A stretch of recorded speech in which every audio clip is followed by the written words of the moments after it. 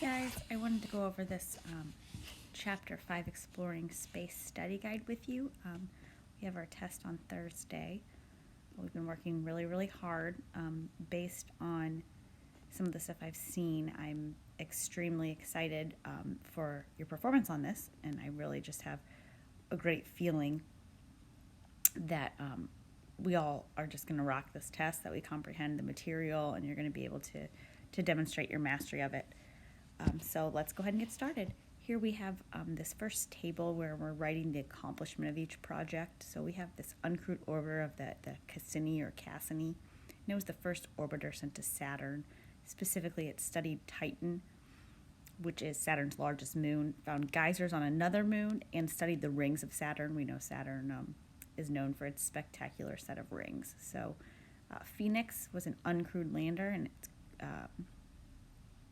known for analyzing the Martian surface, that's the surface of Mars, looking for evidence of water. They do say that there is some water locked, frozen in the polar ice caps of Mars. So that's awesome because we know that water is one of the three things essential for life. Voyager 1 was an uncrewed flyby. It's a good thing that it's uncrewed because it explored Jupiter, Saturn, and then is eventually just going to go out into interstellar space. So it will not be coming back. Good thing there's no crew. The crewed missions, Apollo, series of space missions designed to go to the moon. We know Apollo 11 was the first to land. We had Buzz Aldrin and Neil Armstrong who walked on it. Apollo 13 was that famous movie we watched the clips on. This was President John F. Kennedy when we had not gotten Sputnik 1. We didn't beat the Soviet Union Sputnik 1 with that satellite, but we did win in the race to the moon. The uncrewed orbiter of lunar reconnaissance, lunar meaning moon, looking for the best place for a future lunar outpost where people could live and study on the moon. Here we have completion. So a space probe is an uncrewed spacecraft sent from Earth to explore objects in space.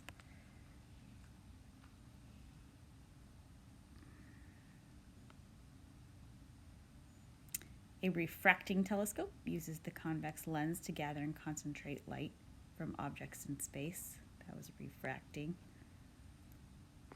A rocket lifts people and equipment into space by ejecting exhaust gas from one end. We looked at that when we watched some launches, and then I also had the balloon on the straw taped to the string.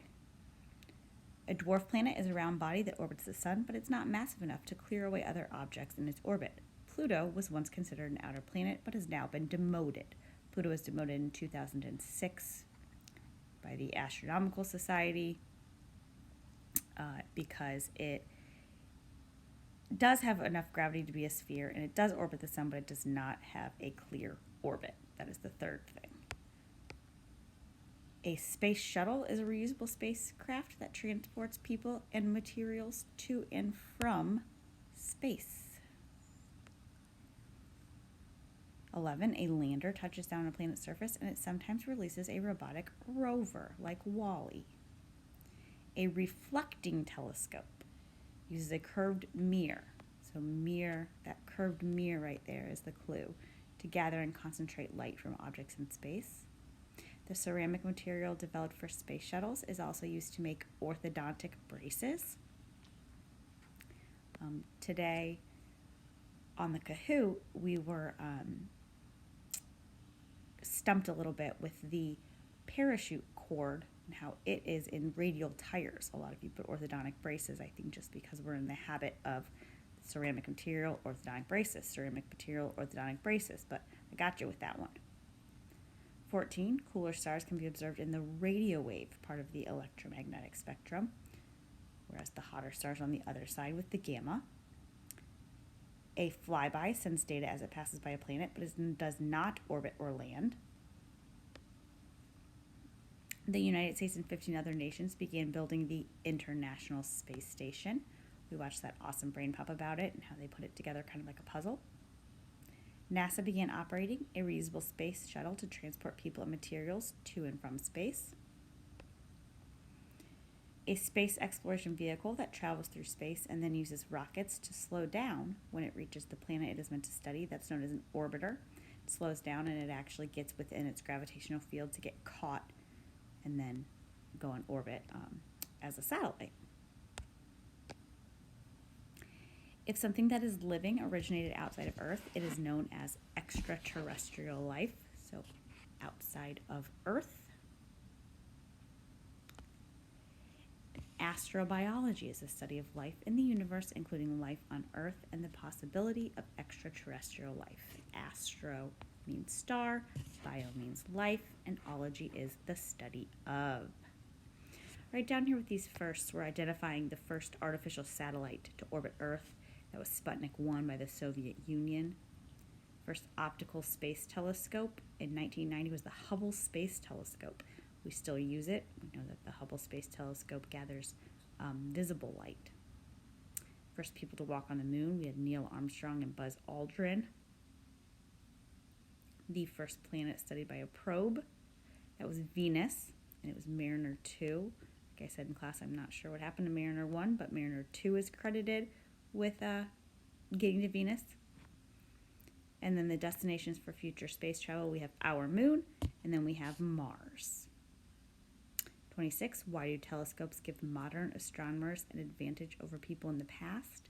Well, they enable astronomers to observe many more stars than they could with their eyes alone. It literally expanded our horizons. When you look up with just the naked eye, you can see the sun, moon, and planets. But we know that Hans Lippershey invented the telescope, and then Galileo Galilei advanced it. Saw a lot of really cool stuff, like the phases of Venus, the 4 largest moons of Jupiter with Io, Europa, Ganymede, and Callisto. Helped to solidify this heliocentric or sun-centered solar system. All right, I'm going to stop there. I will get this video made and come back for part 2.